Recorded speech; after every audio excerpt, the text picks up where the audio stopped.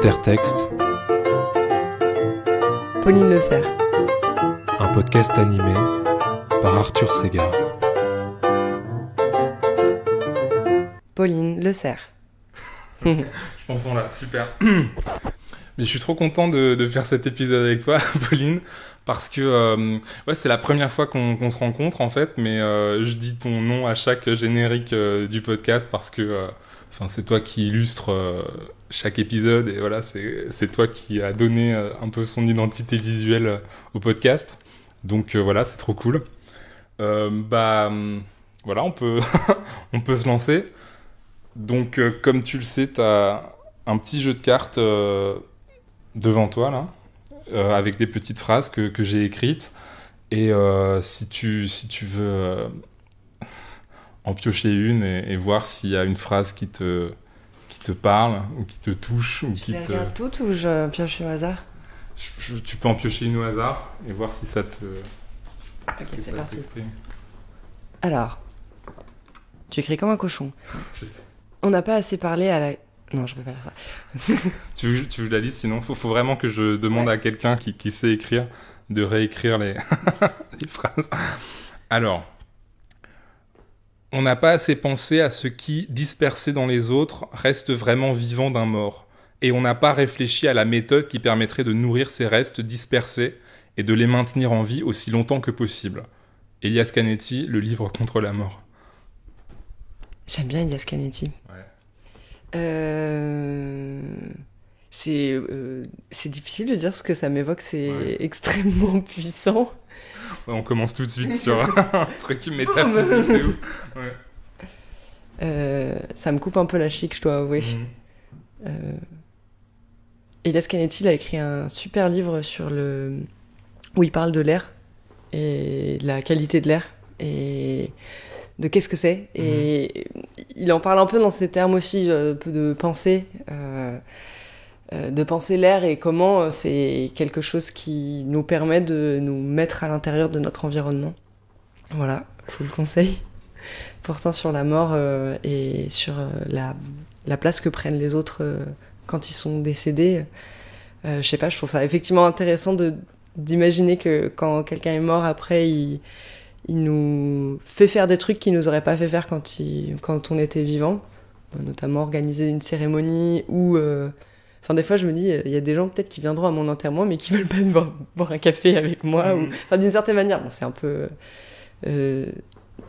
cliché de dire ça comme ça, mais il y a quelque chose effectivement du pouvoir de la mort qui agit sur nous. Et toi? Ouais, vas-y. Non, et toi, ça t'évoque quoi? Ouais, c'est vrai que je la trouve assez forte cette phrase, et je pense que c'est une question que je me pose aussi. La méthode qui permettrait de nourrir ces restes dispersés et de les maintenir en vie aussi longtemps que possible. Enfin, je pense que ça m'évoque un peu la place des morts dans l'art, dans la création, tu vois, qu'est-ce que...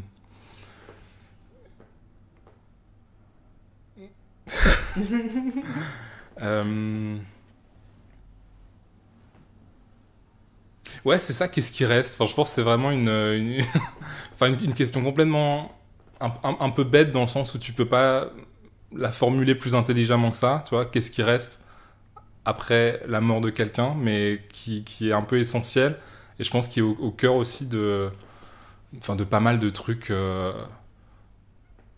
artistiques où tu vas essayer peut-être de nourrir un souvenir, de rester fidèle à un souvenir, de rendre hommage, et comme tu dis, peut-être on n'aurait pas fait ça avec une personne vivante, ouais, je sais pas. Mais parce que des fois, j'ai l'impression que c'est plus facile d'aimer quelqu'un qui est mort que quelqu'un de vivant, parce que c'est comme si la personne, elle était complète et finie, et c'est souvent un peu plus facile, en fait, à appréhender, j'imagine. Je sais pas, d'avoir des exégèses où la personne n'est plus là pour se contredire, ou... Ouais, c'est peut-être une facilité aussi. C'est peut-être une illusion rétrospective de dire ok, maintenant c'est fini, et ouais. Ça me parle particulièrement par exemple, quand on écoute l'histoire quand on regarde l'histoire de l'art et qu'on regarde les travaux des artistes, c'est souvent, Enfin, je trouve assez triste les exégèses qui sont faits, je sais pas, des destins d'un peintre ou d'un artiste, parce que d'un coup, ouais, ces réflexions semblent ouais, presque institutionnalisées juste par le fait que la personne n'est plus là pour en parler. On l'imagine plus comme un ami ou quelqu'un. Enfin, c'est plus difficile de retrouver le contact, je trouve, avec une personne décédée. Voilà. Tu veux qu'on essaye une autre question?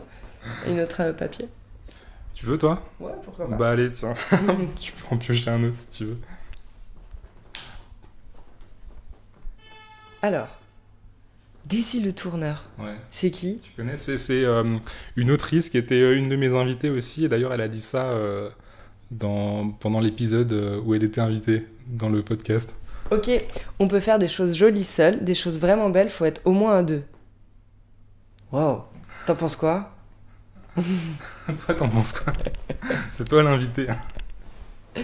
Non, je pense que c'est pas vrai. Ok. J'aime pas, je trouve que c'est une espèce de condamnation un peu morale pour les gens qui prennent du temps pour travailler tout Tu seuls. préfères faire des choses, faire de la beauté seule, toi, ou pas? Non, mais je trouve que ça devrait pas être. C'est quoi le mot déjà? Ça devrait pas être comme ça Ah, j'ai oublié le mot. Dévaloriser Oui, dévaloriser. Ça devrait pas être dévalorisé parce que je pense qu'il y a des. En plus, je trouve que c'est un monde très très particulier, le monde dans lequel on vit tous seuls. Et c'est parfois très important d'arriver à cultiver ce qui s'y passe. Et je sais pas, Ouais, je trouve que c'est comme qu'il y a une injonction aussi à être souvent à devoir montrer aux autres, faire aux autres, expliquer, et qui peut faire du mal aussi à la création. Désolée, Daisy. Mais bon, il y a des très très belles choses qui sont faites à plus de monde aussi. Mais... Toi, tu préfères créer dans ton coin, entre guillemets, ou tu préfères faire des projets parfois un peu collaboratifs, communautaires, etc. J'aime bien les deux, mais je trouve que c'est important de rester... Enfin, pour moi, c'est important d'avoir des moments de création pure, seule, mais par contre, ce que je trouve très... Comment dire? Je trouve que le monde de l'art dans lequel j'évolue, ou le monde où les créations arrivent, enfin, la vie sociale des artistes est assez naze, comme elle est. Tu présentes un livre... comment dire, t'es pas forcément en contact avec les gens qui l'ont lu, tu vas à un vernissage, les gens sont plus intéressés par les chips, mais comme, enfin moi aussi, c'est pas le moment où tu regardes les choses, du coup, et après les œuvres elles sont soit vendues, soit mises dans le garage de tes parents, ou vendues à un collectionneur en Suisse, mais je veux dire, il y a de facto pas une vie sociale qui se passe autour de la création, enfin il y a une manière, t'es obligé de la trouver en fait, soit dans ton processus artistique, soit dans des manières de le rendre, et c'est, je trouve effectivement très intéressant de se rendre compte à quel point il y a un besoin en fait. Effectivement, l'écriture elle se fait difficilement dans une tour d'ivoire, du coup il y a forcément déjà d'autres gens qui lisent avec toi, qui font des retours ou ont pas la même vision, et ça c'est effectivement, en fait, c'est assez important quand même. En fait, peut-être que Daisy a quand même un peu raison. C'est quoi le dernier texte que tu as trouvé vraiment beau? Alors, j'ai apporté un texte de M.F.K. Fisher qui s'appelle Biographie sentimentale de l'huître. C'est un livre que j'ai acheté pour le titre, et parce que j'aime beaucoup les huîtres, je crois que je partage ça avec toi. Et du coup, c'est un bouquin où il y a M.F.K. Fisher, c'est... Tu les aimes en tant que être, genre, tu les aimes pas pour les manger, mais en tant que ça t'intéresse, ou t'aimes les manger, tu préfères, ouais. J'aime beaucoup les manger. Après, c'est vrai que c'est toujours un peu... Ça me brise toujours un peu le cœur. En SVT, on devait injecter, en première, je crois, on a dû injecter de l'adrénaline dans le cœur d'une huître pour voir que son cœur se mettait à battre jusqu'à la mort, et c'était assez c'est horrible. traumatisant. maintenant que j'y repense. Mais j'ai lu après plus tard que les huîtres ne sentaient pas la douleur et que certains véganes les mangeaient aussi. Ok. Donc ça reste une créature voilà, qui est peut-être entre l'animal et le végétal, en tout cas dans ma tête, et qui est assez fascinante. Et du coup, MFK Fischer, elle est assez marrante. Donc, c'est une écrivaine qui a surtout écrit des bouquins de cuisine. Des bouquins, des critiques de cuisine. Elle est allée habiter en Bourgogne avec son mari et elle était un peu grande bourgeoise, mais elle a beaucoup écrit, beaucoup kiffé, je pense, dans sa life. Enfin, c'est ce que tu ressens. Et MFK, c'est le nom. Elle s'appelle Mary Frances Kennedy et c'était choisi parce que son éditeur voulait pas qu'on sache que c'était une femme. Elle avait peur que les gens lisent moins ses critiques culinaires. Et elle a vraiment un style très très particulier où t'as toujours l'impression qu'elle est en train de t'inclure. Elle dit des choses comme mais qui n'a pas dégusté une délicieuse fricassée d'huîtres dans une petite bled de Louisiane où tout le monde s'accordera sur le fait que les huîtres naninana. Et c'est toujours très très agréable, je trouve, comme style d'écriture. Et elle est très sérieuse aussi avec ce qu'elle fait. Mais c'est vraiment très marrant. Donc si vous voulez, on peut en lire un extrait ou... Bah ouais, grave. Tu veux le lire ou... Comme tu veux. Je l'ai regardé tout à l'heure, je me dis que ça serait marrant. Donc c'est un livre qui à la fois raconte la vie des huîtres oui. et propose des recettes c'est ça. De cuisine. T'as les fricassées d'huîtres dont on va parler, là, les huîtres au four. Elle me raconte comment les huîtres font des perles, qui pêche les perles, comment les huîtres se reproduisent, ce qu'elles aiment, ce qu'elles n'aiment pas. Et du coup, c'est une super belle... c'est que une espèce de digression autour de l'objet. Ça fait vraiment des omelettes, des sauces d'huîtres, la bisque d'huître. Voilà. Donc je vais vous lire l'extrait qui parle des fricassées d'huîtres. Okay. C'est parti. Il existe bien des fricassées différentes. Il y a la panade, que l'on fait simplement en cuisant ensemble du pain, de l'eau et du beurre. Il y a le minestrone, composé de pâtes et de légumes, et il y a la bouillabaisse. Il se trouve parmi les fricassées des préparations mijotées à petit feu. Mais en dépit de leur multitude, certains auteurs de livres de recettes semblent ignorer une des meilleures. N'ont-ils jamais entendu parler de la fricassée d'huîtres ? Se peut-il qu'ils n'aient jamais connu dans leur enfance le plaisir douillet d'un dîner, par un froid dimanche d'hiver où des crackers et une énorme soupière pleine d'une bonne fricassée d'huîtres fumantes et crémeuses étaient posées sur la table à profusion ? Se peut-il qu'un peu plus grand, ces êtres enténébrés, ne soient jamais allés à Doylestown en Pennsylvanie pour s'y marier, ou que sais-je encore, et ne se soient jamais assis voluptueusement dans la pénombre du bar à huîtres de l'auberge pendant que l'on préparait leur fricassée sous leurs yeux, dans 2 ou 3 petites casseroles en cuivre virevoltantes. Se peut-il qu'ayant goûté les premières joies de la maturité, mais avant d'être devenus assez vieux pour rédiger des dictionnaires, nos auteurs ne se soient jamais retrouvés avec plaisir, avec quelques amis, pour comparer avec solennité et plaisir leurs petits secrets en matière de fricassée d'huîtres. Cela se peut, pauvres hommes, et c'est même probable, car sinon, comment auraient-ils pu parler avec si peu de discernement de mets mijotés à petit feu, avec très peu de liquide dans un récipient couvert, sans ajouter pour le moins la mention « sauf pour la fricassée d'huîtres ». Voilà. Donc c'est un texte engagé finalement. Ouais, très engagé. Très profondément amoureux des choses qu'il regarde. Et voilà, c'est trop bien. J'aime beaucoup aussi les textes qu'ils ont comme ceux de Marie-France Kay Fischer. Je trouve un humour un peu égal. Où, je sais pas, t'as toujours l'impression qu'elle écrivait en souriant. Enfin, il y a quelque chose d'assez kiffeur, je trouve. Voilà, Marie-France Kay Fischer. Dernier beau truc. Et t'as essayé de cuisiner la fricassée d'huîtres ? Et non, pas encore. Parce que comme Marie-France Kay Fischer le décrit plus tard, je fais partie pour l'instant des durs français qui considèrent que les huîtres doivent être mangées froides. Et j'ai jamais connu ça dans ma culture, mais elle en parle tellement bien que... Mais voilà, faut que je trouve le temps et l'argent pour faire une fricassée d'huîtres. Voilà. Mais c'est vrai que les huîtres, on les cuisine... Enfin, en tant que Français, on les cuisine pas tellement. C'est plus un truc, justement, qu'on prend... de façon très basique, en fait. où juste tu vas mettre un peu de citron, un peu de... Ouais. Voilà, un petit peu de beurre sur du pain et c'est tout, quoi. C'est vrai qu'on cuisine pas tellement les huîtres, en fait. Mais de ce que je comprends, en fait, il y a des sortes différentes d'huîtres et les huîtres qui étaient mangées... Normalement, elles parlent, enfin, ça m'a l'air complètement délirant, mais d'huîtres d'eau douce, je crois. Enfin, en Louisiane, par exemple, il y a des huîtres qui... Tu peux trouver des huîtres dans le bayou, si je me trompe pas. Ce qui me semble assez délirant avec ma vision de l'huître, mais visiblement, c'est possible. Mais donc voilà, il y a ça aussi, c'est que c'est peut-être pas la même culture d'huître. Pas la même culture ostréicole. Voilà, tout à fait. Excellent. Et voilà, et elle a écrit d'autres bouquins que j'ai pas encore lus, mais que j'aimerais vraiment lire sur sa life. Voilà. Et donc aussi de cuisine... Non, sur sa life je crois qu'il y en a un qui s'appelle Itinéraire d'une gourmande, un truc, on va regarder. Ah oui, on m'appelle MFK Fisher depuis que j'ai publié mon premier texte chez un éditeur anglais. À l'époque, je vivais en France, je m'étais rendue à Londres pour l'occasion. Je devais avoir belle allure, j'étais jeune, je m'étais acheté un tout nouveau chapeau et tout le tralala. Je me revois entrer dans le bureau et constater l'air de dégoût des deux hommes, mes éditeurs, qui se trouvaient là. Je n'étais pas trop habituée à susciter ce genre de réaction. Alors j'ai essayé de comprendre pourquoi ils avaient l'air tellement choqués.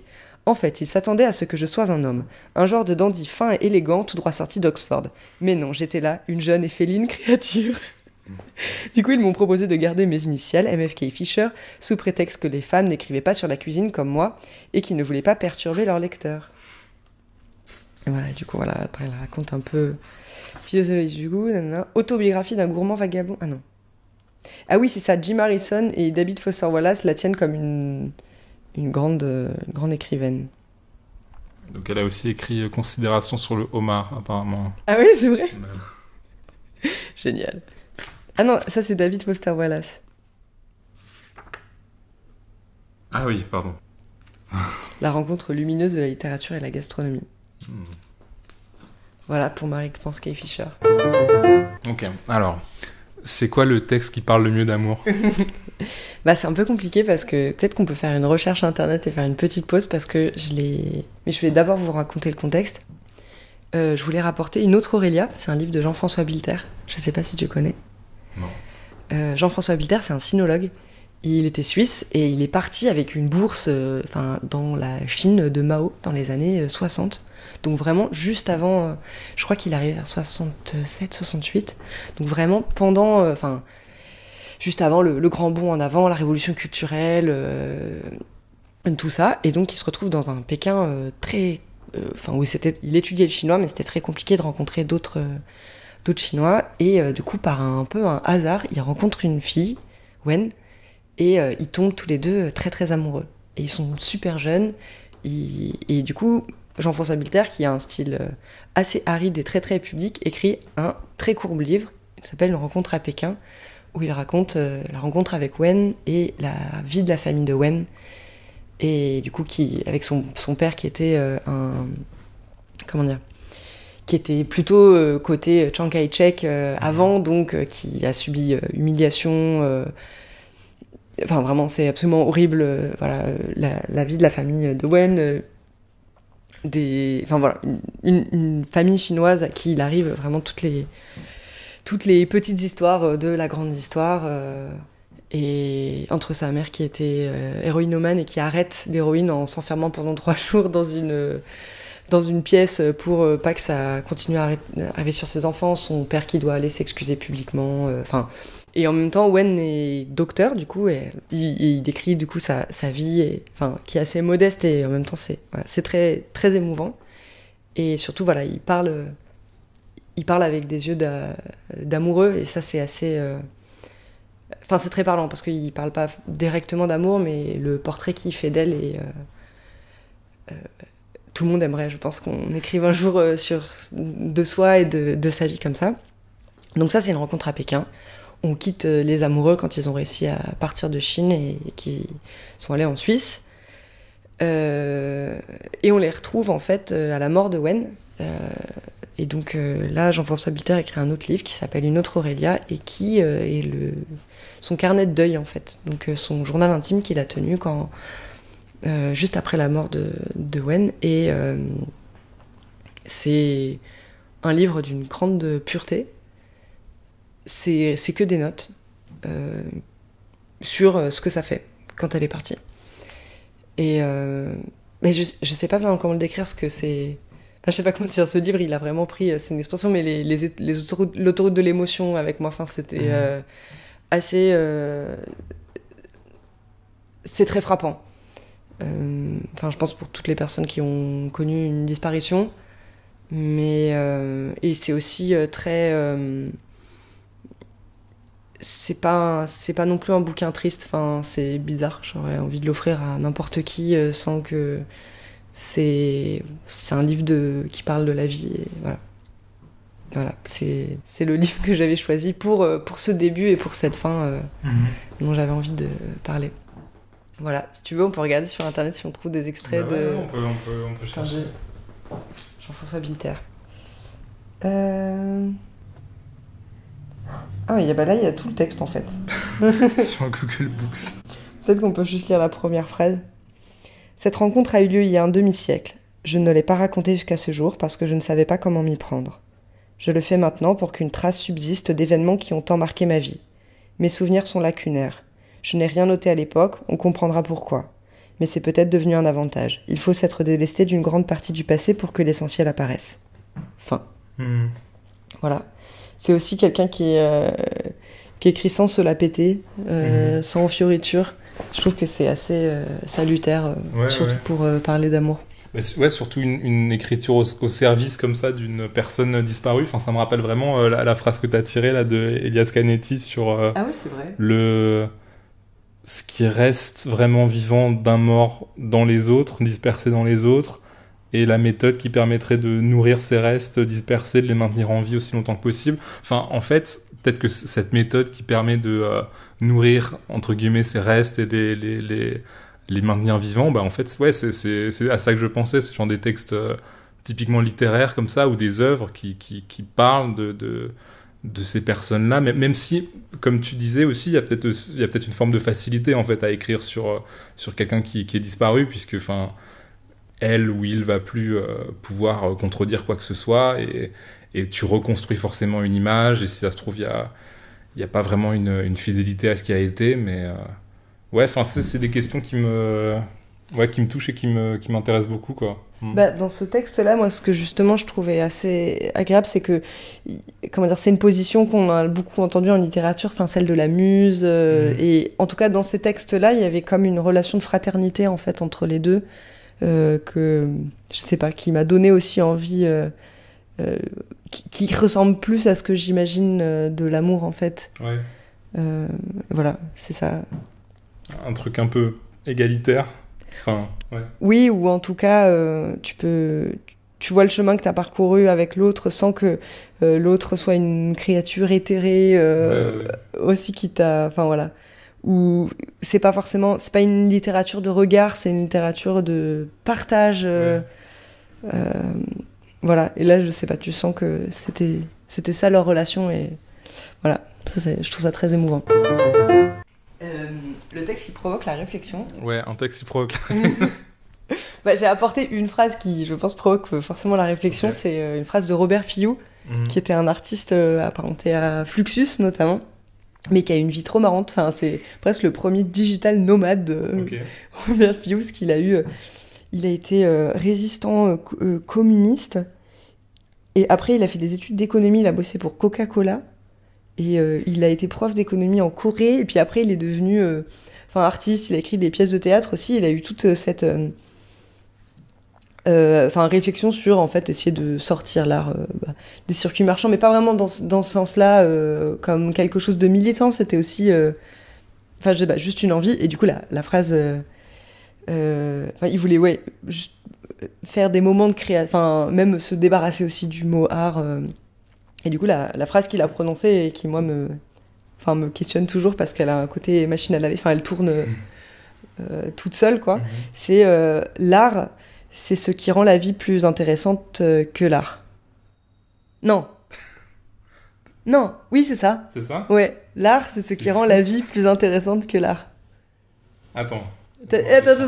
L'art, c'est ce qui rend la vie plus intéressante que l'art. C'est quand l'art devient plus intéressant. Ouais, mais attends. En fait, l'art, du coup, C'est un moyen de rendre c'est un la vie moyen. plus intéressante. Enfin, est plus intéressant que lui-même. En fait, ouais, l'art, tu fais pas de l'art pour l'art, tu fais de l'art pour que l'art nourrisse la vie et que la vie, elle soit plus intéressante au final que l'art. oui. Ou pour, quand tu fais de l'art, ta vie est plus intéressante. Ok. Ça peut être aussi une solution Ouais. pour expliquer la phrase. Mais elle est trop bien, cette phrase, pour moi. Ouais. Parce que elle dit tout, elle dit pour moi tout ce que ça peut être d'être un artiste et de vraiment d'aimer la vie intéressante et de donner la qualité. Bah ouais, c'est pas mal parce que ça surmonte un peu cette contradiction entre l'art et la vie, quoi. C'est pas, tu dois pas choisir entre l'art et la vie, ouais, c'est ça, c'est l'art qui nourrit et qui irrigue et qui s'intéresse à la vie aussi, quoi. Ouais, du coup, je trouve que c'est une phrase qui dédramatise aussi Ouais. beaucoup ce que tu peux faire. Je sais pas, moi, ça m'a beaucoup aidé à prendre position en tant qu'artiste, par exemple, dans la vie. Euh, Et du coup, tu trouves qu'avec l'art, ta vie en tant qu'artiste, elle est plus intéressante que Je- l'art? Je dirais pas que ma vie est plus intéressante que toutes les autres vies, mais je dirais que c'était bien pour ma vie et c'était bien pour l'art que je fais, que Ouais. j'entende cette phrase. Ouais. Ça m'a permis d'avoir une vie meilleure grâce à l'art et de donner ce que je pouvais donner de ma vie qui était bon à l'art. Je sais pas comment dire, mais voilà, par exemple, je sais pas, c'est une phrase qui m'a aussi, quand je m'ennuyais dans des expositions, qui m'a aussi permis de me rappeler que c'était pas normal de s'ennuyer dans une expo, par exemple. C'est qu'il y avait je sais pas, une rencontre qui s'était pas faite et voilà, que c'était intéressant d'aller chercher ailleurs. Voilà. Merci Robert Fillou. Ouais, les expos, en fait, c'est fait pour rendre la vie plus intéressante, au final. C'est ça que ça veut dire ou... Elle est compliquée, cette phrase. Hein. Enfin, comme tu dis, tu peux passer beaucoup de temps avec cette phrase, je pense. Ouais. Bah, moi je pense que déjà, en tout cas, c'est dire que j'imagine que les formes artistiques, elles peuvent être là pour donner après une autre qualité à ta vie, une autre qualité d'attention, ou mettre des éléments ensemble. Enfin, ça peut vraiment être au service de ton observation de la vie, comme si on te... ou comme par exemple des gens qui disent d'un paysage, on dirait un tableau de Monet. Souvent, c'est intéressant parce que ça veut dire que le fait que Monet ait peint son tableau, qu'il soit beau en soi le tableau, ce qui change, c'est que maintenant, les gens sont capables de regarder un paysage qui peut-être les aurait pas intéressés avant ou peuvent voilà, rendre une situation confortable, esthétiquement plaisante. Et enfin, on pourrait s'imaginer comme ça que l'art pourrait couvrir tous les espaces de la vie et nous proposer des grilles de lecture pour tout. Ou on pourrait aussi imaginer que... Enfin, ouais. Je sais pas. Et voir les choses un peu différemment. Enfin, toi t'as un art qui est lié aussi à une qualité d'observation. Parce que, enfin, j'ai vu un film récemment qui m'a un peu fait penser à toi. Parce que c'était A Girl Walks Home Alone at Night, quelque chose comme ça. Et en fait, il y a un personnage, à un moment, qui prend de l'ecstasy. Et genre, il rentre chez lui dans la nuit et tout. Et à un moment, il phase sur un lampadaire. Et il regarde un lampadaire pendant 5 minutes. Et voilà, c'est intéressant parce que enfin, il aurait pas regardé de lui-même, il se serait pas intéressé à cet objet de lui-même, et alors que si ça se trouve c'est un objet très intéressant. Et toi t'as un peu travaillé sur les lampadaires. Ouais. Et ouais, c'est ça. Est-ce que l'art, ça permet aussi de jeter un nouveau regard sur des objets qui nous entourent et ouais, auxquels on fait pas du tout attention, à part si on est défoncé. Oui, c'est une forme de... C'est une forme... comment dire je pense que d'une certaine manière, les drogues, ça te permet d'entrer par effraction dans une qualité d'observation, une qualité de présence au monde, que peut-être que l'art arrive avec des moyens, du coup, moins chimiques. Mais après, je dirais pas que c'est que ça, l'art. Ça me semble un peu... je trouve aussi compliqué d'imaginer l'art au service parce que je pense vraiment que ça peut être... Il y a aussi une forme de gratuité qui doit être préservée absolument. Ouais. Et notamment, par exemple, je trouve que, par exemple, l'art qui va prendre position ou de manière politique, par exemple, je trouve que c'est souvent quelque chose, moi, qui m'ennuie et que je trouve difficile ou pas au niveau. Parce que je trouve que c'est très désagréable, en fait, de se retrouver face à quelque chose qui prend un point de vue pédagogique ou qui tente de t'ouvrir l'esprit ou tente de te rendre meilleur. En fait, je sais pas, je pense que c'est pas non plus ça. Mais du coup, je sais pas trop, hein, c'est toujours en construction, mais voilà. Mais pour autant, sans que l'art soit au service d'une cause politique ou de n'importe quoi, ou d'un nouveau regard que tu peux porter sur quelque chose, peut-être que ça peut peut-être pas te permettre du coup, mais t'aider à voir certaines choses différemment, à remarquer certaines choses dans qui t'entoure, quoi. Ouais, si tu veux, on peut passer directement parce que j'ai apporté un autre texte et je pense qu'il pourrait vraiment... en fait, je me rends compte qu'il y a un lien entre les deux, du coup... on peut passer à ça. Si tu veux, c'était le texte que j'avais apporté pour la carte blanche. Ah non, dans lequel j'aimerais vivre. Ok, on passe tout de suite on fait un petit saut. Ok, donc c'est le texte dans lequel tu aimerais vivre. Ouais. C'est un texte dont j'ai même pas lu le bouquin en entier. C'est un texte de Francis Ponge, qui a écrit un bouquin qui s'appelle Pochade en prose, que j'ai pas lu. Et à chaque fois que je passe à la Fnac, j'oublie de l'acheter, du coup, voilà, bon. Mais du coup, j'estime, je pense que c'était un extrait de journal intime un peu, que je trouve très bien. Donc ça dit: la journée a été merveilleuse. Grand soleil, nuages blancs se dissolvant en l'air. Promenade avec Odette le matin jusqu'à une ferme dans les collines. Après déjeuner, nous avons pu rester sur les terrasses jusque vers 15h. Papillons, moucherons, roses. Un vent du sud m'effraie s'est levé vers 16h, violent, sifflant. Je n'ai pas grand-chose à dire, rien à prouver. Je ne voudrais non plus rien expliquer, mais décrire plutôt. Ramener au plus simple, étaler, simplifier. J'aimerais persuader quelques-uns que rien n'est plus simple que ce que j'ai à dire. Que je ne me reproche qu'une chose, à savoir de ne l'avoir pas dit plus simplement encore. C'est de plein pied que je voudrais qu'on entre dans ce que j'ai écrit, qu'on s'y trouve à l'aise, qu'on y trouve tout simple, qu'on y circule aisément, comme dans une révélation, soit, mais aussi simple que l'habitude. Qu'on y bénéficie du climat de l'évidence, de sa lumière, température, de son harmonie. Et cependant que tout y soit neuf, inouï, uniment éclairé, un nouveau matin. Beaucoup de paroles simples n'ont pas été dites encore. Le plus simple n'a pas été dit. Wow. Boum. Et donc par rapport à ce qu'on disait avant. Bah moi je trouve que ce texte il est, il peut faire office de manifeste assez facilement. Ouais. Je trouve que cette qualité d'extase qu'il décrit et la manière de l'atteindre. Moi je sais je sais pas comment dire, mais je pense que c'est les moments les plus heureux de ma vie que j'ai vu, c'était quand j'étais dans cette qualité d'extase que Francis Ponge décrit. Et je trouve ça assez parlant d'essayer d'y accéder, de proposer aux autres d'y accéder. Et voilà.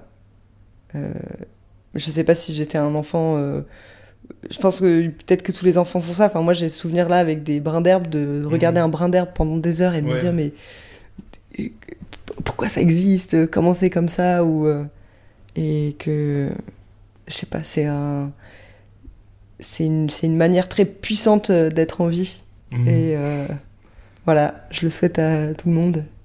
Et donc, retrouver dans l'art cette espèce de qualité d'observation d'un enfant qui observe un brin d'herbe ou de... Ouais. Ouais. Moi, je sais qu'il y a des gens qui trouvent que la vie, elle est... qui s'ennuient, qui trouvent que la vie est ennuyeuse et que...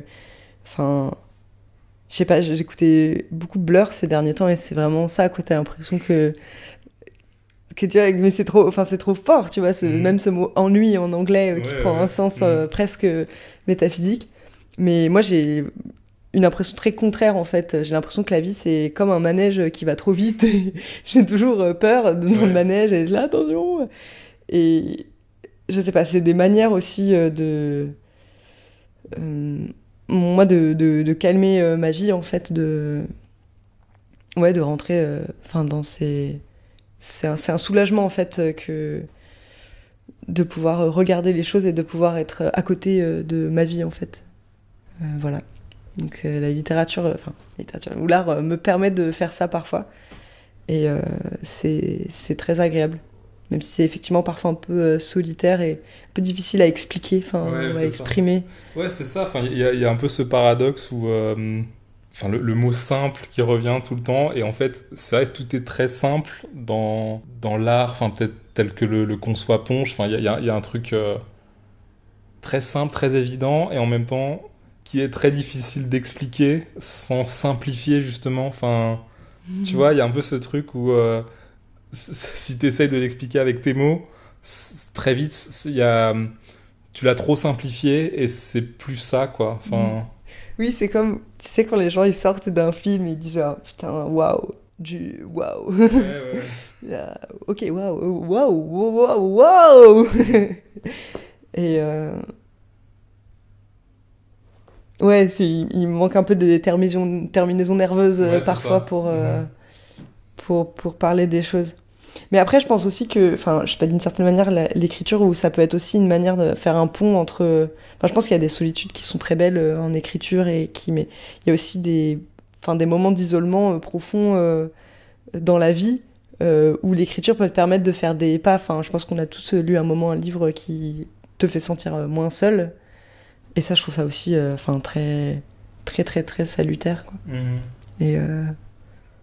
moi, j'aimerais bien faire ça pour on et pour les autres aussi. Voilà.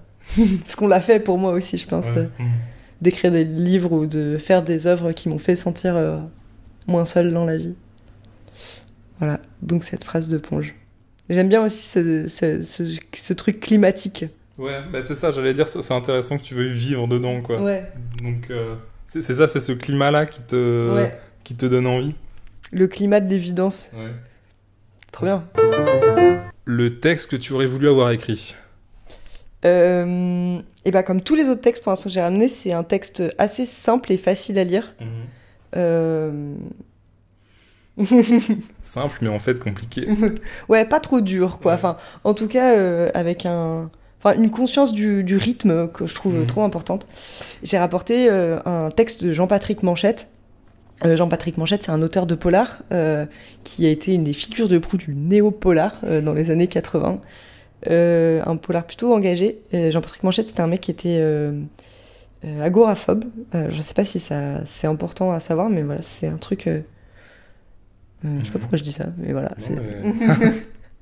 Une façon comme une autre de le présenter, quand même. Il écrit avec un style qui a été défini, mais je pense qu'il y a d'autres écrivains, moi c'est le seul que j'ai lu comme ça, qui s'appelle le behaviorisme, où tu es censé pas décrire les sentiments des personnages, mais juste ce qu'ils font. Du coup, ça donne un style d'écriture très haché, où tout est sous-entendu, mais t'as tout compris. Et du coup, ça va assez droit au but, et c'est super marrant. Après, je trouve que Jean-Patrick Manchette est vraiment... c'est un rigolo, et qui, lui, se décrit comme quelqu'un qui a fait des polars parce qu'il avait besoin de manger, et qui voulait faire des scénarios de films, et personne ne lui prenait ces scénarios de films. Alors il s'est dit, je vais d'abord écrire des livres, et puis après, les livres vont marcher, évidemment, et puis après, voilà.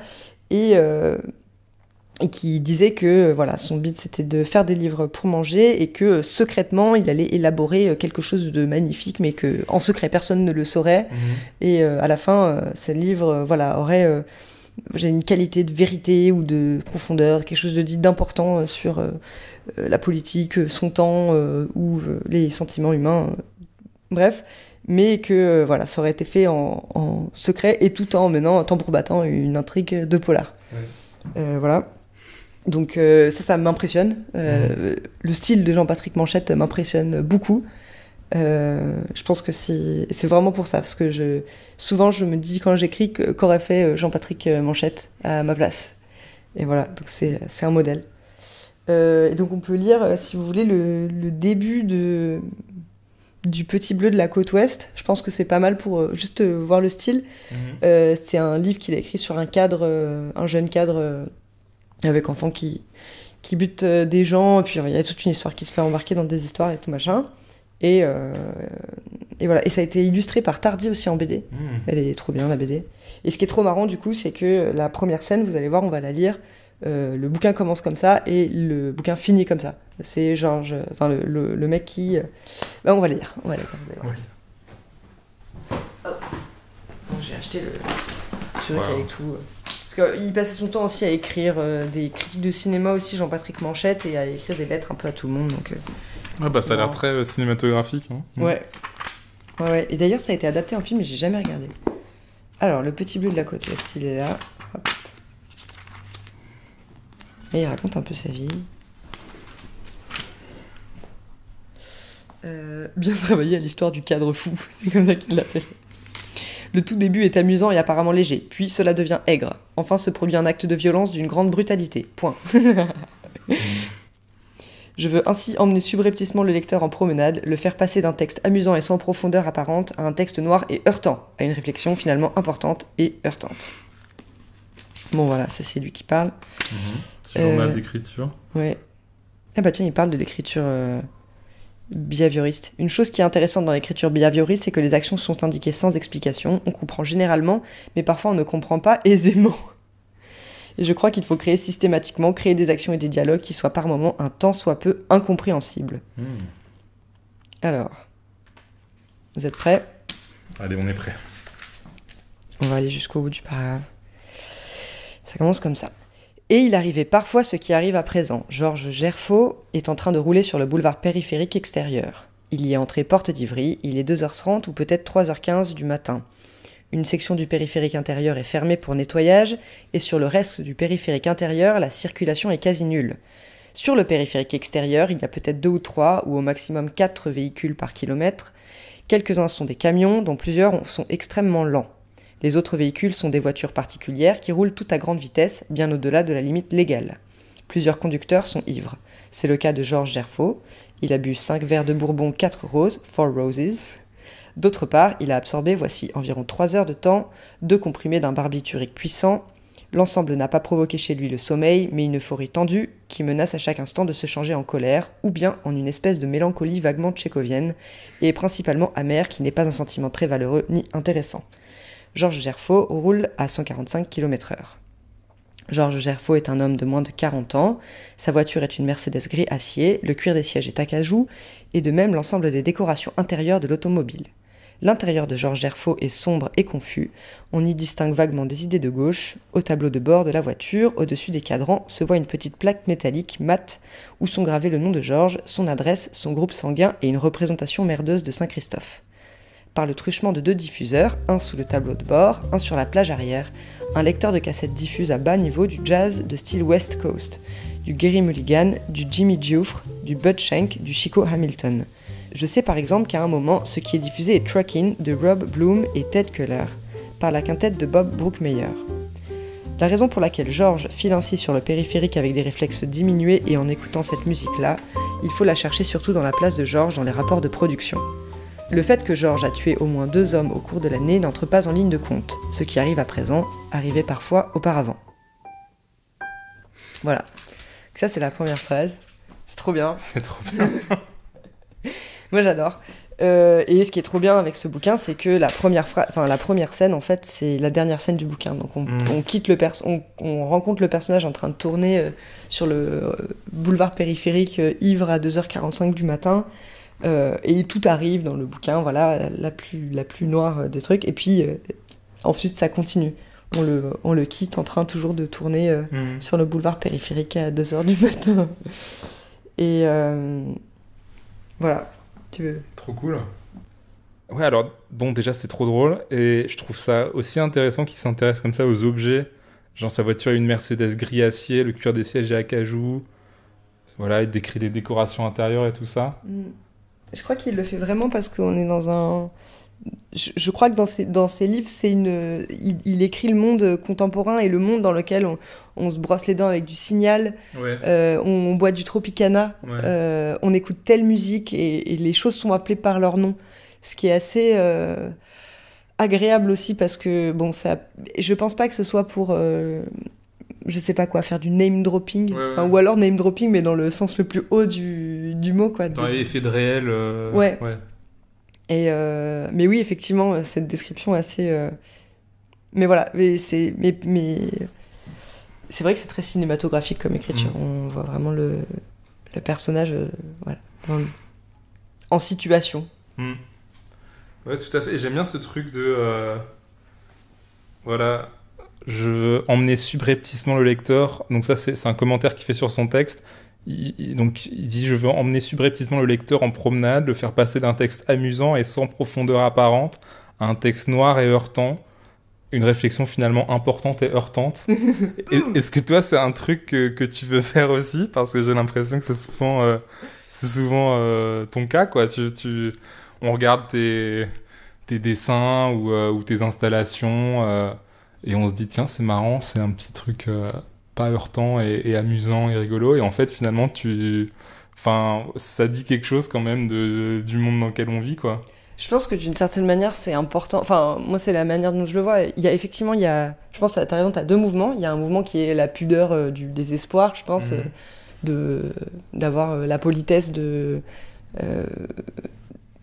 d'agrémenter un peu des choses que tu trouves difficiles pour qu'elles soient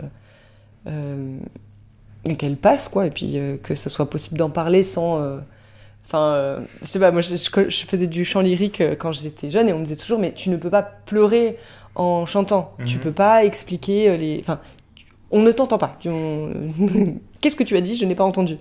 Et du coup je pense d'une certaine manière c'est aussi je sais pas, une forme de calme ou une forme de se mettre sur le même niveau, de respecter ça, quoi, que les choses tristes elles se disent pas en pleurant, elles se disent avec d'autres mots. Mais je pense qu'il y a aussi quelque chose que je trouve très fort dans ce qu'il dit, c'est ce côté chose-trappe un peu qui est très... Le spectateur il est là, tu l'attires et hop, tu l'amènes dans une réflexion. Ouais. Mais je pense, ça me fait penser à un autre extrait de texte que j'avais pas apporté, mais peut-être que comme il m'en manque un, enfin, si tu veux, je peux le rechercher. Non, mais on peut passer d'un texte à l'autre, les textes communiquent entre eux, c'est vraiment le principe de ça me fait penser à un texte de Michel Léris que j'aime bien.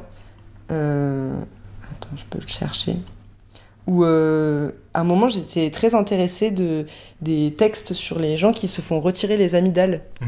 Il y en a eu plusieurs, il y en a un assez intéressant de Nathalie Sarraute aussi, dans Enfance.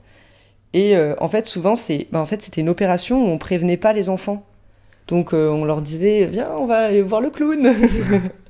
Et en fait, ils se faisaient retirer les amygdales. Et c'était une opération absolument horrible.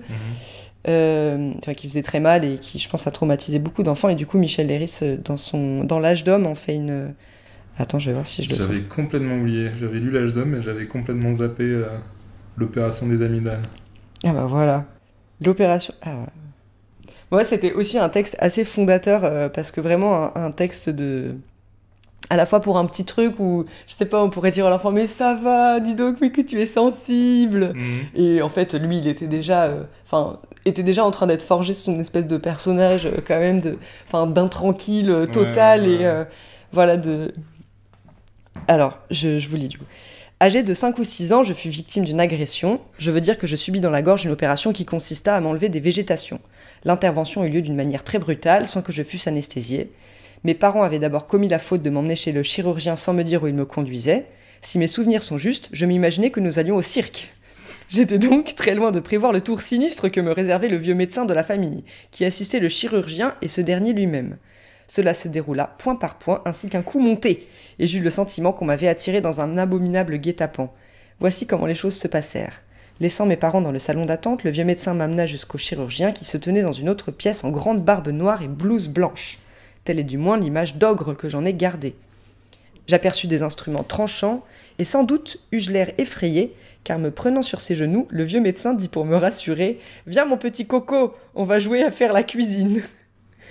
À partir de ce moment, je ne me souviens de rien, sinon de l'attaque soudaine du chirurgien qui plongea un outil dans ma gorge, de la douleur que je ressentis et du cri de bête qu'on éventre que je poussais. Ma mère, qui m'entendit d'à côté, fut effarée. Dans le fiacre qui nous ramena, je ne dis pas un mot. Le choc avait été si violent que pendant 24 heures, il fut impossible de m'arracher une parole. Ma mère, complètement désorientée, se demandait si je n'étais pas devenu muet.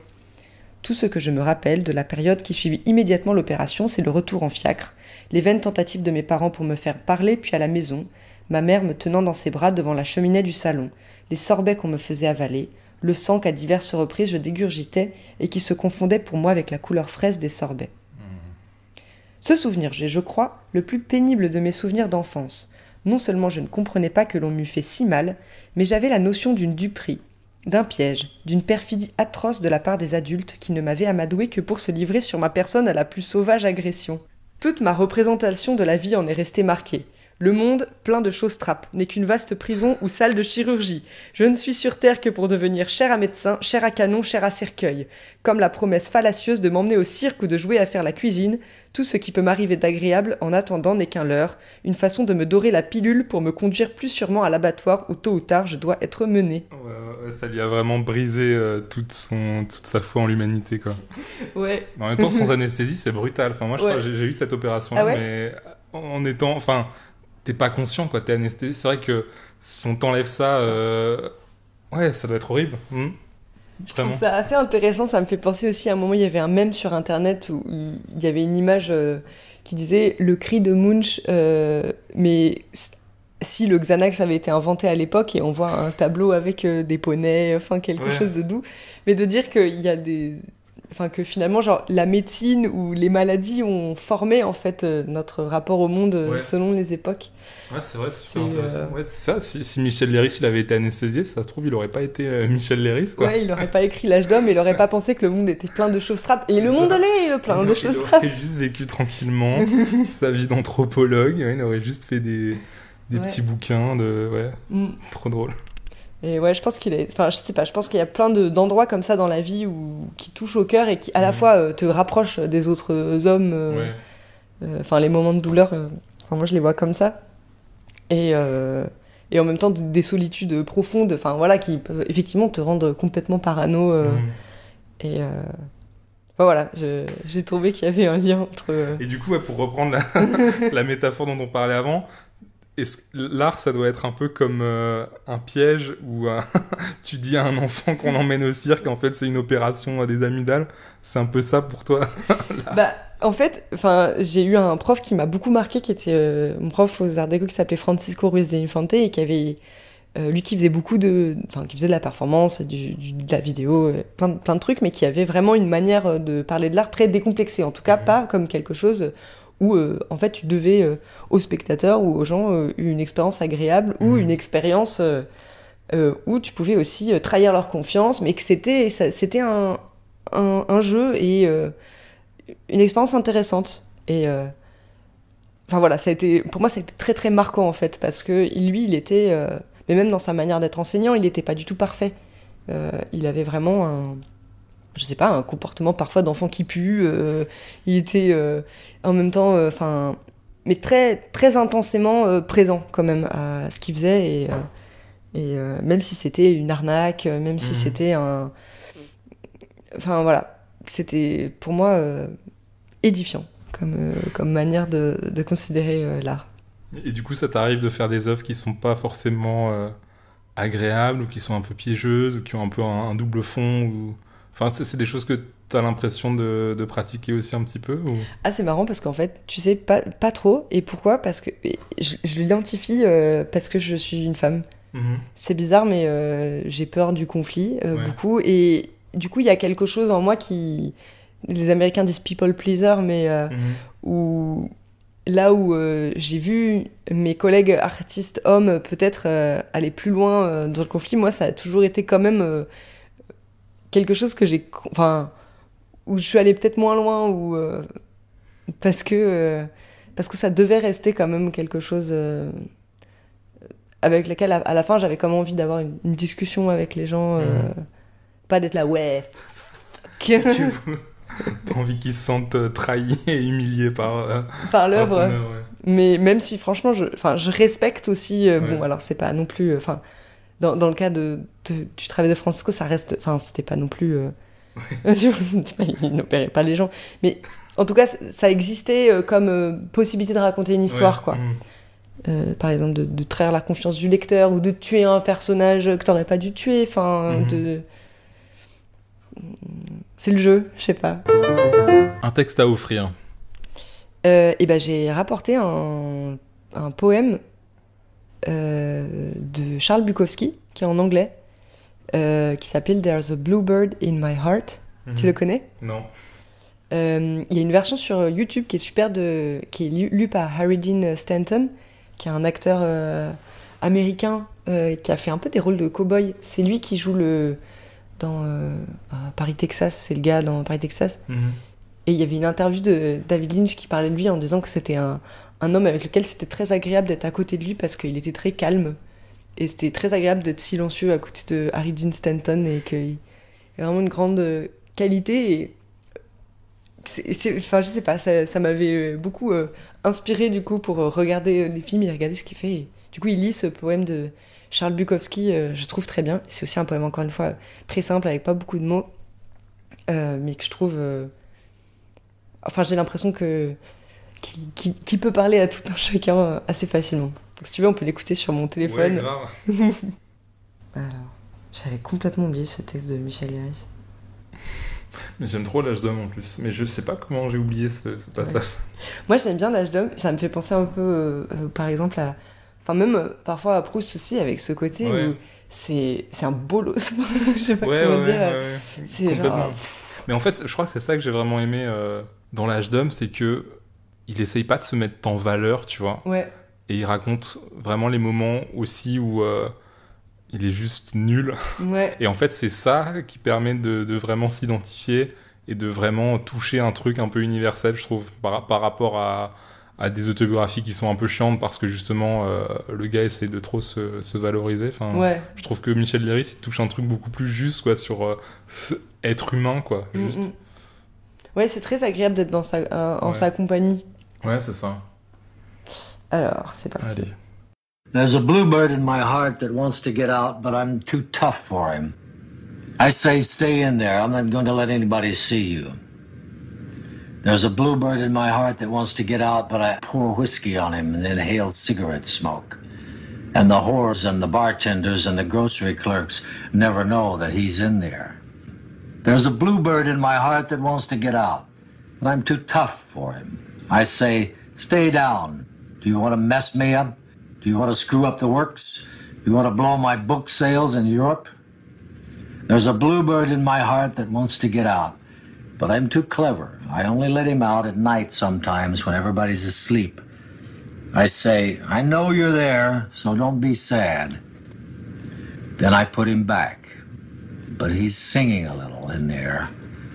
I haven't quite let him die. And we sleep together like that, with our secret pact. And it's nice enough to make a man weep.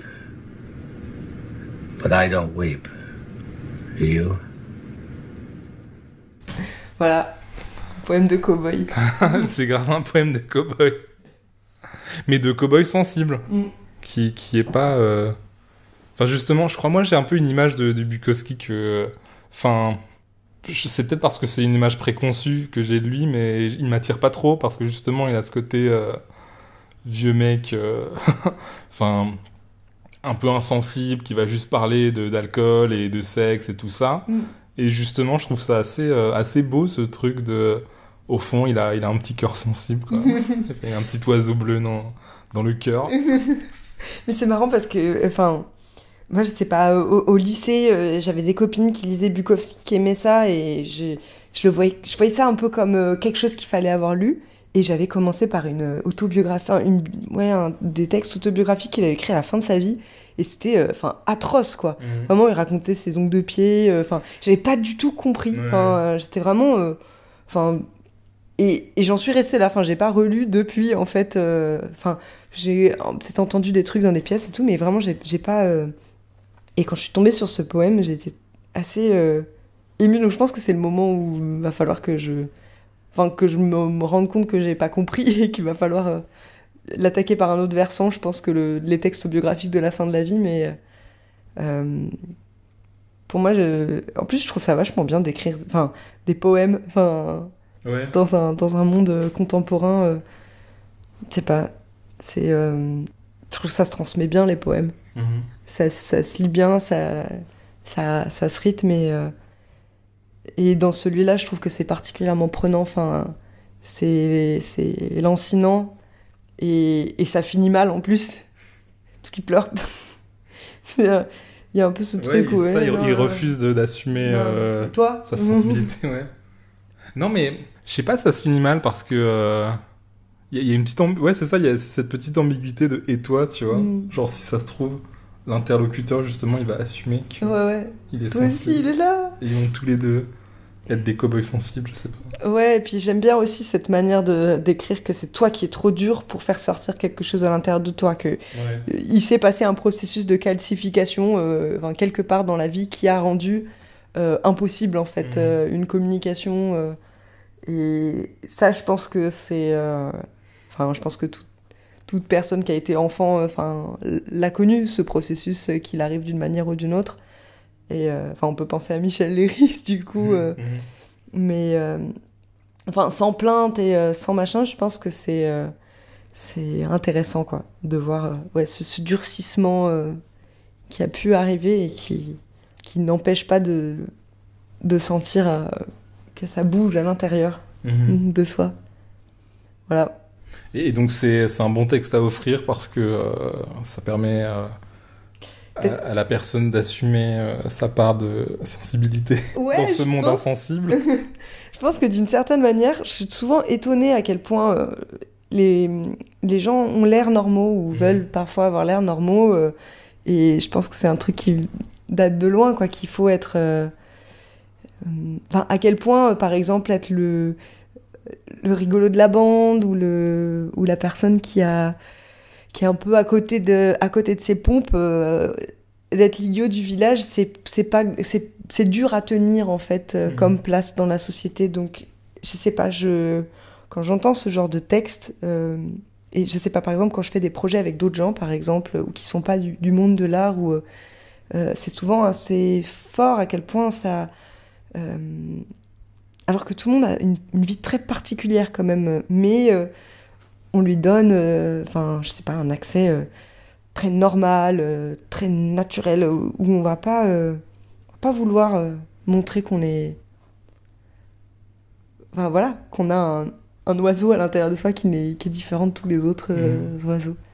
Ça me parle. J'espère que... Et je trouve que c'est une bonne poignée de main à faire. Ouais, de dire j'ai vu l'oiseau qui est à l'intérieur de toi. Arrête de faire genre, mec. Du coup, on va finir avec la carte blanche. Et on a décidé de la laisser blanche en disant qu'on allait juste parler juste à que quelque chose arrive.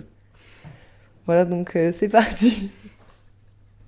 Alors, on va juste discuter un peu d'un truc, comme t'as pas d'œuvre précise, mais on peut parler d'un sujet, parce que je te parlais du dernier épisode là que j'ai monté, où c'est avec ma pote Élise, et on parlait des classiques de la littérature et de quel classique méritait pas d'être un classique et quel livre méconnu méritait d'être un classique et tout ça. Et donc je sais pas si toi il y a un sujet dont tu voulais parler pour finir. Bah si, je viens de finir Jeanne R de Charlotte Brontë. C'était trop bien. C'est franchement c'est inattaquable comme bouquin, et surtout parce que elle a trop la rage de la vie, et c'est assez incroyable à lire pour ça brûle, ça sort par tous les trous, et vraiment je me dis mais qu'est-ce que ça aurait été sa vie sans les bouquins Charlotte Brontë, waouh. Et du coup j'ai découvert en lisant ça que en fait avec sa sœur et ses frères, ils avaient inventé un monde à eux de littérature quand ils étaient tout petits, donc avec des personnages où ils créaient plein de fictions comme ça, vraiment dans un univers diégétique, mais qui était partagé par les quatre. J'ai trouvé ça assez impressionnant. Et voilà. Et c'est du coup, enfin, ce que j'ai beaucoup aimé, enfin, c'est le côté un peu aussi revanche dans le bouquin. C'est un bouquin de revanche, quoi, où ça commence super mal pour elle en tant que gamin. Et tu sens que dans l'écriture, enfin, il y a aussi un truc de. Enfin, ça se finit vachement bien pour le personnage et elle a vraiment genre mis tous ses démons de côté et enfin petit à petit il y a vraiment ce truc et je trouve ça aussi vachement chouette d'écrire pour se venger je sais pas du destin inique de la vie qui t'a fait qui t'a fait des misères enfin voilà et tout à l'heure on parlait de l'Ecclésiastique et ouais de l'Ecclésiaste dans la Bible ouais, je te disais que c'est mon livre préféré dans la Bible. Vu qu'on est tous les deux fans de Bible. Ah ouais, on aime bien la Bible. J'aime bien, il y a trop d'expressions cool dans la Bible, comme « les écailles me sont tombées des yeux ». Ouais. C'est trop cool. Ouais, c'est vrai, c'est pas mal. Tu l'utilises beaucoup. Ouais, ça va, je trouve que tu peux trouver des moments où... Ouais. Ouais. Sans grande difficulté. Plus que poussière, tout est poussière et tout redeviendra poussière. Je pense que ça, c'est plus dur à... Bah, tu casses un peu l'ambiance. Mais du coup, c'est dans l'Ecclésiaste. C'est l'Ecclésiaste, ouais. C'est la phrase d'ouverture de l'Ecclésiaste, c'est ça. Ouais. Tout est poussière, ou tout est vanité, ou tout est buée. En fait, le terme hébreu de base... c'est buée ça veut dire buée, c'est ça. Ou vapeur, enfin, c'est traduit un peu... Enfin, c'est ce truc un peu... ouais, vaporeux, quoi. Ah waouh, on est juste des condensations un peu... Je crois qu'il y a fumée parfois comme traduction. Ouais, c'est ça, on est que des condensations. C'est marrant parce qu'en arabe, poussière, c'est sable aussi et sol. Et du coup, il y a un peu un mélange où tu dis peut-être qu'on n'a pas inventé les mots dans le même endroit en fait. Parce que là, pour le coup, c'est vraiment très sablonneux. Du coup, tu comprends plus que le sol, c'est à la fois ce qui vole dans l'air et ce qui recouvre les morts. Enfin, il y a quelque chose de... Bah, après, je trouve que c'est pas si contradictoire que ça, parce qu'au final, on a été fait du sol, non? Plus ou moins. On vient du sol, et après, on redevient poussière, ou sable, ou fumée, quoi. Ah ouais. C'est le cycle. Il y a un poème d'un poète égyptien qui commence comme ça en disant « On est tous de la terre glaise, on descend tous aveugles, et après il y en a qui sont gentils, il y en a qui sont bien. Voilà, c'est la vie. » Ok. Et il y en a un autre aussi qui est marrant qui dit je ne saurais plus la traduction exacte, mais en gros ça dit comme les oiseaux qui mangent des vers et qui à la fin seront mangés par les vers. Ouais, ce truc de cycle, ouais. Ou de revanche, je sais pas. Ouais. La revanche des vers. Ah ouais, il y a un truc de... Putain, j'ai l'impression vraiment d'être une personne sinistre. non, mais c'est la vie, c'est ça, hein, c'est le cycle. Il y a Jacques Prévert qui dit mangez sur l'herbe, dépêchez-vous, un jour ce sera l'herbe qui mangera sur vous. Ouais. Elle est trop bien cette phrase parce qu'elle est... À la fois, elle donne envie de faire des pique-niques et en même temps... C'est aussi intéressant, je sais pas, d'imaginer que le monde il grouille sous nous et qu'on en fait partie comme ça. Voilà. Ouais, mais c'est ça. Enfin, en fait, c'est pas si désespérant que ça. Et en fait, on parlait de l'Ecclésiaste avant parce que tu me demandais, moi, les réponses que j'aurais données au questionnaire. Et je te disais qu'un texte qui provoque la réflexion, ça pourrait être Jacques Ellul, le texte qu'il a écrit sur l'Ecclésiaste, et où il commente justement ce passage, enfin ce livre de la Bible où il dit, où il y a écrit que tu es poussière, tu redeviendras poussière, etc. Et justement, une des analyses qu'il fait Jacques Ellul de l'Ecclésiaste, c'est de dire qu'en fait, c'est pas un livre désespérant, mais au contraire, c'est un livre qui, en te donnant une claire conscience de la vanité de toute chose, en fait, qui t'encourage à faire des trucs et à profiter un maximum de la vie et juste dans une énergie voilà, complètement lumineuse, positive, etc. quoi. Contrairement à l'image qu'on a généralement de l'Ecclésiaste, de dire bah, ça casse l'ambiance, c'est déprimant, etc. Bah, au contraire, il y a cette énergie de vie qui est au cœur de cette clairvoyance-là. Quoi. Mais j'ai l'impression en plus, c'est marrant, hier j'étais à un dîner et il y avait ce truc où à un moment, je parlais d'Alzheimer. Enfin, on a commencé à en parler un peu, puis il y a quelqu'un qui a du coup parlé du cancer, et quelqu'un a arrêté la conversation en disant « Oh, ça va, on va commencer plutôt... et puis c'est quoi la suite, machin, c'est affreux, parlons d'autre chose. » Et du coup, après, un grand silence s'est fait, et personne n'arrivait à le briser, c'était super difficile de trouver comment rebondir sans que ça fasse et sinon, vous avez fait quoi hier ou, Enfin, on était coincés, quoi, enfin, dans une espèce d'impasse du sujet. Et du coup, on a fait un espèce de truc trop bizarre, on a fait un recul, on a dit, mais alors, du coup, on parlait de quoi avant Alzheimer? On a remonté ce sujet avant, d'accord. On a pris une autre direction. Ouais, et on a pris une autre direction pour éviter le passage à Alzheimer, enfin, pour oublier. Et je me demande à quel point, enfin, ça arrive, en fait, couramment de... Jamais, en fait. Jamais parler... des sujets qui rendent trop triste. Enfin, je sais que parfois j'ai la sensation que pour certaines personnes c'est comme ouvrir enfin on m'avait dit ça une fois. Je parle pas des sujets tristes parce que c'est comme t'enlèves un barrage et il y a tout qui saute d'un coup. Mais du coup il y a aucun apprivoisement et enfin, voilà. Et puis ça me fait penser aussi juste avant aussi on parlait de Babadook. Un film d'horreur que vraiment je viens de découvrir et qui est vraiment génial et qui parle un peu de ça dans la mesure où en fait le monstre terrifiant, c'est vraiment un film qui fait peur, allez le voir si vous aimez les films qui font peur, mais en fait ce monstre terrifiant Babadook qui hante une mère célibataire et son fils, et en fait le père il est mort quelques années auparavant, et en fait vraiment ce monstre c'est la personnalisation à la fois du deuil et des traumas que la mère et l'enfant ils ont et qu'ils essayent en fait d'enterrer.